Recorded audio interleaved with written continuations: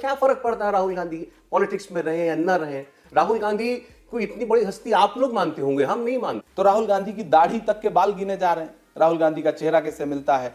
आप हमला करेंगे और फिर आप आशा करेंगे कि हम कोई जवाब नहीं देंगे। क्यों नहीं देंगे जवाब? बिल्कुल जवाब देंगे। इसका मतलब आप उन 22 को धोखा दे रहे थे। कहानी अब वो बताते हैं कि मुझे बिस्कुट नहीं दिया। एक तरफ आप भाजपा को महान बनाने पे आइए तो ठीक है, आपने तो सिर्फ डेथ वारंट पे साइन किया, आप पे हमले हुए, लेकिन राजीव गांधी जी ने तो उस हमले में अपनी जान गंवा दी। भारतीय जनता पार्टी में जगत प्रकाश नड्डा जी मजबूत हैं या फिर अमित शाह जी और नरेंद्र मोदी जी? आजाद साहब, मतलब किसी की दुश्मनी में इतना अंधे मत हो जाइए ना। इसको मसाला लगा करके बेचने जैसा कुछ नहीं है। भेड़िए को भेड़िया कह रहा हूं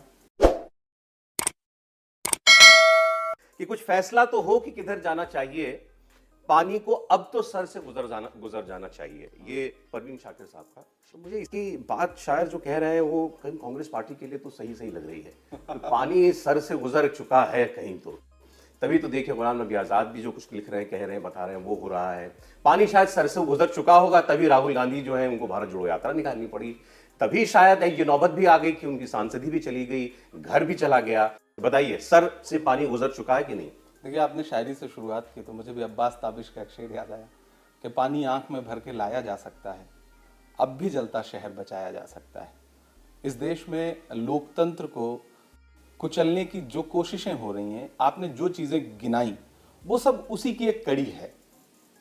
लोकतंत्र किस तरह से चुप हो जाए, उसी प्रयास में राहुल जी की सदस्यता भी ले ली गई, राहुल जी को लगातार टारगेट किया गया। भारत जोड़ो यात्रा हुई तो किस तरह से राहुल गांधी की टी शर्ट, राहुल गांधी की दाढ़ी, राहुल गांधी के नामों पर लगातार किस तरह से भारतीय जनता पार्टी की पूरी जो उनकी पूरी पार्टी है वो हमलावर रही। वो दर्शाता है कि राहुल गांधी की आवाज को दबाने की एक जो कोशिश है, उसी की तमाम कड़ियां हैं जो जाकर के अंततोगत्वा इस पर मिली कि उनकी सदस्यता ले ली गई। अच्छा, उन्हें संसद से निकाल दिया। मैंने कल ये सवाल प्रोग्राम लाइव टीवी पर मैंने एक बीजेपी के सांसद से पूछा कि भाई आप लोग राहुल गांधी के पीछे क्यों पड़े हैं, क्यों इतना राहुल गांधी करते हैं? उन्होंने कहा कि आपको क्या लगता है कि हम लोग राहुल गांधी से ऑब्सेस्ड हैं क्या?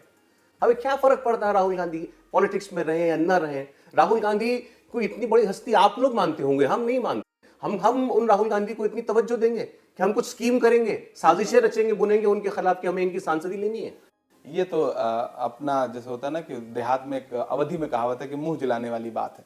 अगर आप राहुल गांधी के प्रति इतना ज्यादा ऑब्सेस नहीं है तो राहुल गांधी की दाढ़ी तक के बाल गिने जा रहे हैं, राहुल गांधी का चेहरा कैसे मिलता है।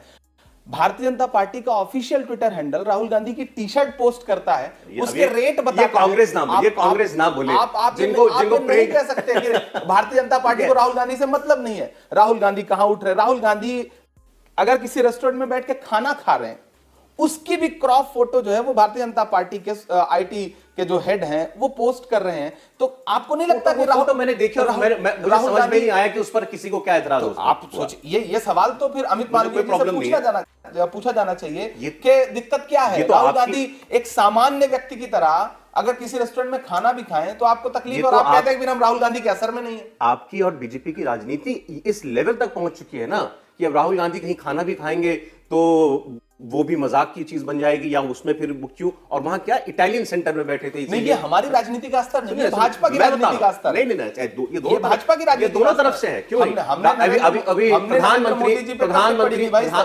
प्रधानमंत्री नेशनल पार्क गए, वहां उन्होंने नेशनल पार्क वाला ड्रेस पहना हुआ था, हैट पहनी हुई थी, कुछ वैसे कपड़े पहने हुए थे। क्या लिखा जयराम रमेश ने ट्विटर के ऊपर? शंभू शिकारी।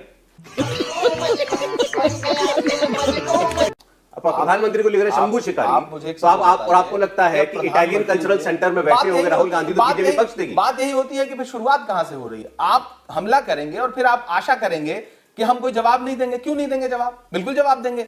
आप जब राजनीति के स्तर को हर दिन प्रतिदिन नीचे लेकर के जाएंगे, आप लोकतंत्र को कुचलेंगे और आप सोचेंगे कि कोई आवाज भी ना आए, आप हमें मारेंगे और आप चाहेंगे कि हम चीखें भी ना, कैसे संभव है? मैं गुलाम नबी आजाद का जिक्र कर रहा हूं। उन्होंने कहा कि Rahul Gandhi is not meant for politics.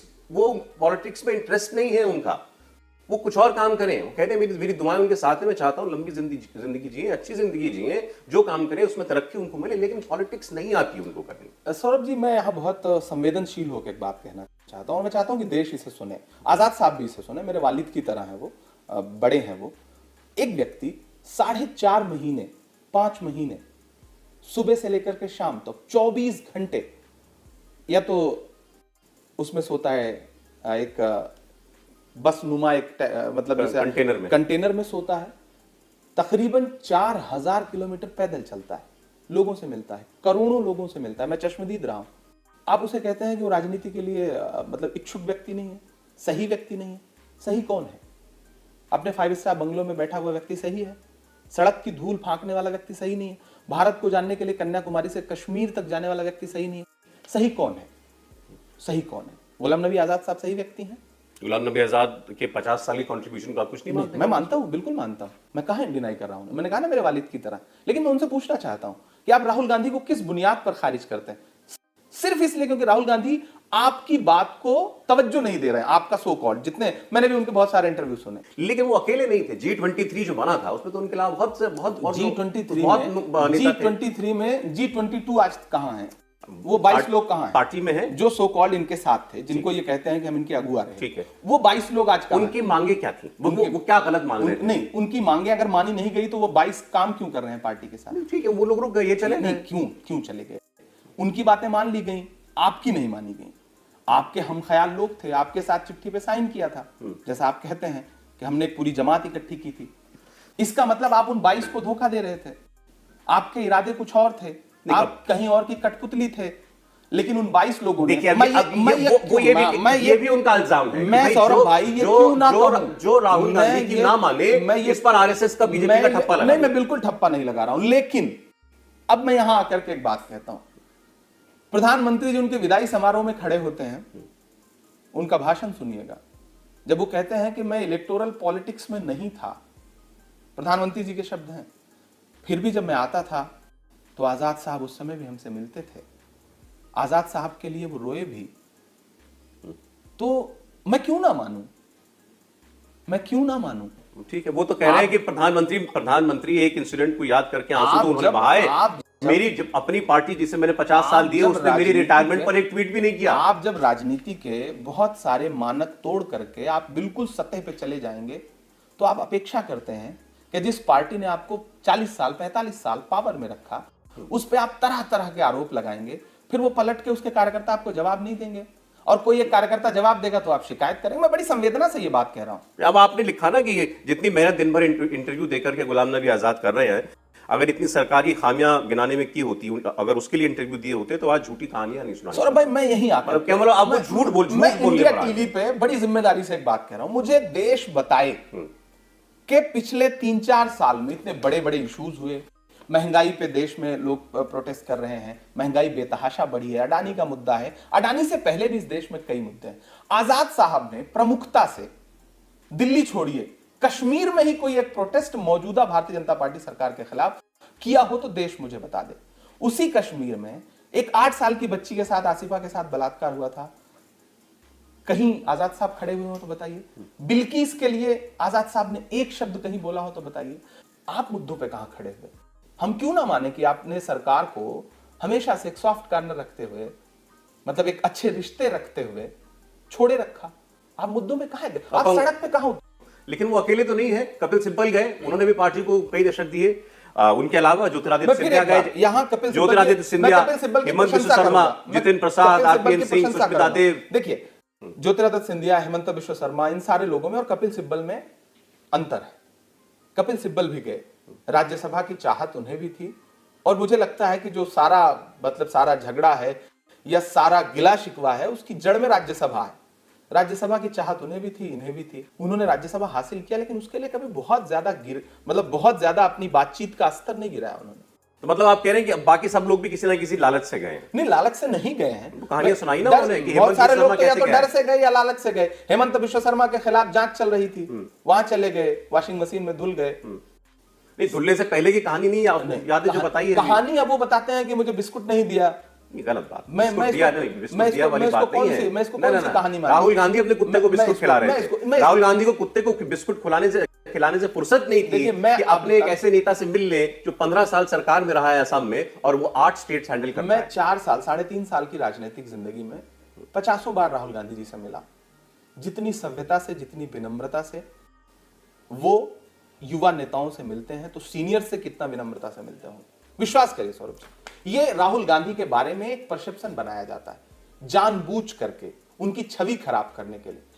Scindia ji की तो डायरेक्ट एंट्री थी ना, आप तो पार्लियामेंट में बैठ करके हंसी ठिठोली करते थे ना, आपको कौन रोक लेता था? मैं आपकी बात ऊपर रखता हूं, मैं कहता हूं इन सबको कुछ ना कुछ चाहिए था तो इसलिए बीजेपी में चले गए। इसका मतलब इन्हें कांग्रेस को कुछ नहीं मिल नहीं रहा था, कांग्रेस कुछ दे पाने की स्थिति में नहीं थी। हाँ, कांग्रेस इस समय कुछ दे पाने की स्थिति में नहीं है। एग्जैक्टली, तो हाँ, क्यों ठीक हो गई है ये ठीक हालत कांग्रेस हाँ, पार्टी ये बात आप सही कह रहे हैं। उनको भविष्य भी नहीं दिखता ऐसे नेताओं को कांग्रेस में, तभी वो जाते हैं। दरअसल ऐसे नेताओं को देश का भविष्य नहीं दिख रहा है, उन्हें सिर्फ अपना भविष्य दिख रहा है, उन्हें लोकतंत्र का भविष्य नहीं दिख रहा है। आज सिंधिया जी हमारे सामने आके उसी सदन में बैठते हैं, कल तक जिन चीजों को लेकर के वो भाजपा पे हमलावर रहते थे, आज उन्हीं चीजों पे जय जयकार कर रहे हैं। तो हम कैसे मान लें कि वो सिर्फ अपने फायदे के लिए नहीं गए? और क्या है, और क्या है? आपको किसी को बंगला बचाना था, किसी को राजनीतिक तौर पे और सीढ़ियां चढ़नी थी, लेकिन फिर विचारधारा का क्या हुआ? आपके पिता ने कांग्रेस को पूरी जिंदगी दे दी, कांग्रेस के झंडे में लिपट के गए, उस विचारधारा का क्या हुआ? ठीक है, विचारधारा में देश में मायने रखती है या नहीं रखती है? नहीं, बिल्कुल रखती है। हम कह रहे हैं आज पार्टी आपको देने की कुछ बहुत ज्यादा देने की स्थिति में नहीं है, फिर भी जो कुछ देने की स्थिति में है वो आप ही लोग ले रहे हैं। आम कार्यकर्ता को शायद नहीं मिल रहा है। उस आम कार्यकर्ता के बारे में सोचिए, उत्तर प्रदेश में 32 साल से सरकार नहीं, जो कार्यकर्ता आज तक रुका हुआ है उसको क्या मिल जा रहा है? लेकिन रुका हुआ है ना, तो वो तो सिंधिया जी से महान मानूंगा मैं उसको ना, हेमंत विश्व शर्मा से महान मानूंगा। हम यही तो कह रहे हैं, तो आजाद साहब क्यों चले गए? अगर मान लीजिए राज्यसभा नहीं मिल सकी, उसके बाद ही सारी दिक्कत शुरू हुई, क्यों चले गए? रुके रहते, फिर राज्यसभाएं आती। आपने सारे मुद्दे को लाकर खड़ा कर दिया इस बात पर कि भाई किसी का बंगला चला जाता है या किसी की और क्या आपको किसी की लगता, सीट जा रही आपको थी, लगता है कि जिसने 50 साल विचारधारा के नाम पर कांग्रेस का झंडा उठाए रखा, मैंने तो आपकी बात उसको भी स्वीकार वो करते बिल्कुल आखिरी वक्त में सिर्फ इसलिए कि मतलब मैंने मैं उसको भी जा रहा स्वीकार हूं। करते हुए फिर आपसे ये पूछा कि इन लोगों को कांग्रेस में भविष्य क्यों नहीं दिखता। मैं इसको राहुल गांधी से जोड़ रहा हूं। 2014 2019 के दोनों चुनाव, दोनों हमको याद है, राहुल गांधी जी की लीडरशिप में लड़े गए दोनों चुनाव। 19 तो लड़ा ही गया था, जिसके बाद उन्होंने इस्तीफा दिया। दोनों चुनाव में पार्टी की क्या हालत हुई, 44 सीट पर 52 सीट में राहुल गांधी अमेठी से चुनाव हार गए, वायनाड से जाकर के चुनाव लड़े, 2 सीट से पहली बार चुनाव लड़े वो। अमेठी पलट कर नहीं गए एक बार। आप बता सकते हैं अमेठी गए हो अगर वो? हाँ गए। कितनी बार गए? मैं गए, मैं साथ में था, इसलिए मैं एक बात कह रहा हूं। देखिए सौरभ जी, अब मैं यहां आकर के एक बात कहूंगा, आप कान को उनकी लीडरशिप के ऊपर सवाल क्यों ना उठे? आप लीडरशिप पे सवाल खड़ा कर रहे हैं। जीत ही पैमाना है राजनीति में, बिल्कुल। मतलब अंततोगत्वा हर संस्थान यही मानेगा कि जीत ही पैमाना है, किसका संघर्ष कितना बड़ा है, कौन लड़ रहा है। ठीक है, आज भारतीय जनता पार्टी भी, जब भारतीय जनता पार्टी निरंतर 2 सीट 3 सीट 5 सीट 1 सीट इस तरह लड़ रही थी, तो आपने उनके नेताओं पे कभी प्रश्न चिन्ह खड़े किए? आपके पूर्ववर्ती पत्रकारों ने नहीं, क्योंकि राजनीति की एक सतत प्रक्रिया है। आप कभी सत्ता पक्ष में होते हैं, कभी विपक्ष में होते हैं। आपने गिनाया, मैं मानता हूं, हाँ हम कमजोर हुए राजनीतिक तौर पर, लेकिन भारतीय जनता पार्टी इतनी भी मजबूत नहीं हो गई। महाराष्ट्र लूट के सरकार बनाई, कर्नाटका लूट के सरकार बनाई, मध्य प्रदेश लूट के सरकार बनाई, छत्तीसगढ़ में उनकी सरकार नहीं, झारखंड में उनकी सरकार नहीं, दिल्ली में उनकी सरकार नहीं, पंजाब में उनकी सरकार नहीं, राजस्थान में उनकी सरकार नहीं, तेलंगाना में उनकी सरकार नहीं, केरल में उनकी सरकार नहीं, तमिलनाडु में उनकी सरकार नहीं, आंध्र प्रदेश में उनकी सरकार नहीं। गिनाने का एक पहलू यह भी है। एक तरफ आप भाजपा को महान बनाने पे आइए तो एक चश्मा लगाइए तो वो सारी महानता दिखेगी, एक आप चश्मा उतार के एक तरफ से इधर बात करिए तो राजनीति में यह चलेगा। हो सकता है 2024 में निजाम बदल जाए, लेकिन वो पुराने लोग जो बड़े बड़े दावे कर रहे थे, कहां तो बात कर रहा था खेलने की आग से, जरा सी आंच क्या लगी कि मोम सा पिघल गया। जरा सी आंच, जरा सी आंच, ये जरा सी आंच है। जरा सी आंच। पार्टी 40 पर बैठी है, कह रहे जरा सी बात। आप लगातार राज्यसभा में रहे, एक राज्यसभा में गैप होता हुआ दिखा आपको, बस कांग्रेस में राहुल गांधी, वही राहुल गांधी तो तब भी थे जब अध्यक्ष थे ना। चूंकि पूरा हमारी बातचीत आके सेंट्रिक हो गई है इन लोगों पर जो छोड़ के गए, इन लोगों ने उस लहर को रोकने के लिए कौन से प्रयास पार्टी में किए। देखिए, मैं इन लोगों की बात ही नहीं करना चाहता, मैं तो कह रहा हूं आप पार्टी ने क्या प्रयास किए। अमूमन अपनी बातचीत में हमेशा एक बात कहता रहा हूं, मैंने कहा ना, कांग्रेस में ऑफिशियली अगर पहली बार किसी से बड़े नेता से मुझे मिलने को कहा गया तो गुलाम नबी आजाद से। हम जैसे लाखों करोड़ों लोग हैं जिनके लिए गुलाम नबी आजाद साहब का मतलब कांग्रेस। लेकिन गुलाम नबी आजाद ने पहली बार जब चिट्ठी लिखी तो पहले जो आरोप थे कि 5 स्टार कल्चर पनप गया, ये आरोप थे उनके बिहार चुनाव के बाद। मुझे आप बताइए, 5 स्टार कल्चर, आपसे ज्यादा 5 स्टार कल्चर कहां पे? आपके बंगलों के दरवाजे जो है किन आम कांग्रेसी कार्यकर्ताओं के लिए खुले हुए थे? आप कहते हैं कि आपकी मुलाकात नहीं हो पाती, आपकी बात नहीं हो पाती, जो आप बड़ी बड़ी बातें करते हैं। मैं तो कई इंटरव्यू में सुन रहा हूं कि मैंने तो अपने डेथ वारंट पे साइन किया जब मैंने पंजाब का प्रभार संभाला और मेरे पास इतने अटैक मिलिटेंसी थी वहां पर। ठीक है, आपने तो सिर्फ डेथ वारंट पे साइन किया, आप पे हमले हुए, लेकिन राजीव गांधी जी ने तो उस हमले में अपनी जान गंवा दी। आप उनके बेटे पर इस तरह से जिस तरह की ओछी टिप्पणियां करना शुरू कर दिया है आपने। अच्छा ठीक है, गुलाम नबी आजाद की तो यूपी की जिम्मेदारी है, प्रियंका गांधी वाड्रा की जिम्मेदारी नहीं है जो यूपी के महासचिव बनी। नहीं, बिल्कुल सबकी जिम्मेदारी है, मुझसे उनकी जिम्मेदारी नहीं है। बिल्कुल, उन्होंने कहा अपनी जिम्मेदारी से भागी कहां वो। उन्होंने चुनाव हारने के बाद उन्होंने समीक्षा बैठक की, उन्होंने सारे नेताओं को बुलाया, सबसे बातें की और उसके बाद अगली रणनीति पे काम किया। पार्टी छोड़ के भाग थोड़ी गई। गुलाम नबी आजाद क्यों भाग गए पार्टी छोड़ के? नहीं तो गांधी थोड़ी पार्टी छोड़ करके जाएंगे, नहीं तो गांधी थोड़ी पार्टी छोड़ करके जाएंगे। लाइन अच्छी है, लिख लो, काम आए। यही पार्टी कहां रहेगी? गांधीज यही आकर के। अच्छा, आप भी मानते हैं कि गांधीज चले जाएंगे तो पार्टी नहीं रहेगी, तो गुलाम नबी आजाद साहब लगातार गांधीज पे क्यों हमला कर रहे हैं? कवाली बेइज्जती।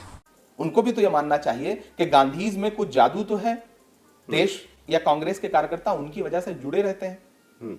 तो गुलाम नबी आजाद साहब को भी ये मानना चाहिए। प्रेसिडेंट बने ना राहुल गांधी, वो पावर सारी उनके हाथ में है, सब कुछ उनके कहने से होता है, आज सारे फैसले वो करते अब हैं। मैं यहीं आकर के एक सवाल पूछूं, अभी मजा आएगा ना भिड़ो। मतलब मैं इस समय कांग्रेस के मेंबर ऑफ पार्लियामेंट की हैसियत से ना बात करके इस देश के एक आम नागरिक की हैसियत से बात कर रहा हूं। भारतीय जनता पार्टी में जगत प्रकाश नड्डा जी मजबूत हैं या फिर अमित शाह जी और नरेंद्र मोदी जी? तो हर पार्टी के अपने अपने समीकरण होते तो हैं। हर पार्टी, कांग्रेस का भी अपना समीकरण है। ठीक है, तो हर पार्टी के अपने अपने समीकरण होते तो हैं। हर पार्टी, कांग्रेस का भी अपना समीकरण है। ठीक है, हाँ भाई, कैसी लगी आगे स्वाद? अगर कांग्रेस आप स्वीकार कर रहे हैं इस कांग्रेस बात को? कार्यकर्ताओं के बहुत सारे लोगों की आस्था राहुल गांधी में जुड़ी हुई है। मैं अपने तौर पे ये कहता हूं, मैं राजनीति में सिर्फ इसलिए हूं क्योंकि मैं राहुल गांधी को अपना नेता मानता हूं। मैं राहुल गांधी जी की वजह से राजनीति, आप भी हमारे अध्यक्ष हैं, हम उनका सम्मान करते हैं, उनके साथ खड़े हैं, उनके कदम से कदम मिला के चल रहे हैं। राहुल गांधी जी को अपना नेता मानते हैं। उन्होंने कहा राहुल गांधी तो मेहनत इसमें कर ही नहीं गलत सकते, क्या? मोदी को चुनौती देनी है। मोदी 24 वो यही उनका आकर कि के मैंने 24 सुना घंटा काम कि करते हैं, हाँ, 24 मिनट भी नहीं करते। काम नहीं करते। जो व्यक्ति 4000 किलोमीटर अभी अभी चल के आया हो, 24 घंटे जो आदमी कंटेनर में पैदल 4 किलोमीटर चल के दिखाए ना गुलाम नबी आजाद साहब, क्यों नहीं दिखाते? उस पर आप आरोप लगा रहे हैं कि वो 24 मिनट काम नहीं करता। आजाद साहब, मतलब किसी की दुश्मनी में इतना अंधे मत हो जाइए ना। भारतीय जनता पार्टी में कितने झगड़े होते हैं, कभी सोचा आपने? नितिन गडकरी जैसा व्यक्ति जो एकमात्र मंत्री काम करता हुआ दिखता है, झटके में कार्य समिति से हटा करके किनारे लगा दिया गया, चर्चा भी नहीं होती। राम माधव कहां है किसी को पता है? ऐसे मैं 10 नाम गिनाऊंगा। तो ठीक है, ये राजनीति में आपसी प्रतिस्पर्धा, महत्वाकांक्षाएं, ये हर दल में होता है। इसको मसाला लगा करके बेचने जैसा कुछ नहीं है। एक दूसरा वीडियो आपका है और ये मेरे ख्याल में 2-3 साल पुराना है। ये आप बताइएगा कि आप अब राजनीति में आ चुके थे या नहीं आ चुके थे। ये मेरे ख्याल से सीएए की प्रोटेस्ट जब चल रही थी उसके आसपास। कौन सा वीडियो आप बता रहे हैं? दिखाता हूं। अच्छा, ये वीडियो, इसको हेमंत बिश्व शर्मा जी ने ट्वीट किया था, इसी वही से संदर्भ में आपने उठाया होगा। देखिए, मैं अक्सर एक बात कहता हूं, इसमें आप अंत में कहते हैं कि भेड़ियों का झुंड अगर घेर भी ले तो मरना भी हो तो 4 छह मार के मरना। देखिए, मुझे लगता है कि भारतीय जनता पार्टी को अपने यहाँ कुछ साहित्यिक लोग अपॉइंट करने चाहिए जो उनके नेताओं को साहित्य और बयान में फर्क बताएं, साहित्य, संगीत, कला के बारे में थोड़ी जानकारी दें। भेड़िए को प्रतीक बना करके सर्वेश्वर दया सक्सेना जी ने कितनी कविताएं लिखी। तो शायर किसी न किसी चीज को प्रतीक बनाता है, तो इसमें कौन सी बड़ी बात है? मैं किसको बुरा कह रहा हूं? भेड़िया घेर लेगा तो आप क्या करेंगे? किसको भेड़िया कह रहे थे आप? किसको भेड़िया कह रहे थे आप? प्यारी समझ गई। भेड़िए को भेड़िया कह रहा हूं, इसमें कौन सी बात? तो इसीलिए तो कहता हूं ना कि भारतीय जनता पार्टी को थोड़ी, अपने नेताओं को थोड़ी साहित्य, और जब बहुत, मतलब यहां हंस के एक बात कह रहा हूं, जब प्रेमी प्रेमिका के लिए चांद तारे तोड़कर लाने की बात करता है तो ब्रह्मांड थोड़ी नष्ट करने की बात कर रहा है। प्रतीक है, इस्तेमाल कर रहा है वो।